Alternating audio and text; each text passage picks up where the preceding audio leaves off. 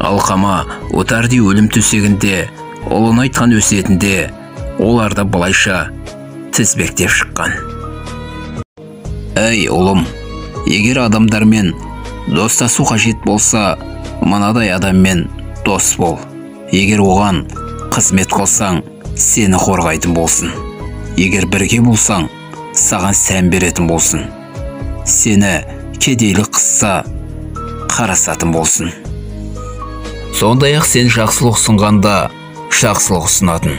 Жақсы ісіңді көргенде дәріптейтін, жаман ісіңді көргенде тоқтататын адаммен достас. Сұрай қалсаң беретін, үнсіз қалсаң өзі келетін. Басыңа іс түскенде жұбаныш болатын адаммен достас. Сөйлегенде сөзіңді растайтын, екеуің бір нәрсені қалаған кезде саған жол беретін. Екеуің келісе алмаған кезде сенің ұсынысыңды таңдайтын адаммен дос бол. Алқама бұл өсиетінде достықтың барлық міндеттерін жинақтап, оларды орындауды шарт етіп қосқан секілді. Ибн Аксам айтады, Алқаманың ұлын айтқан өсиетін естіп, мұндай дос қайда бар деді. Одан жанындағы кісілердің бірі, неге бұлай өсиет еткенін білесіз бе? Деп сұрады. Жоқ деді Мемун.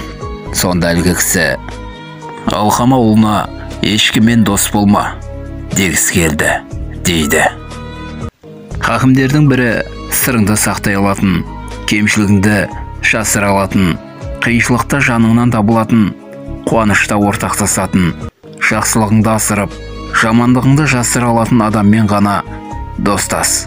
Егер ондай адамды таппасаң, өзіңді ғана дос тұт деген екен.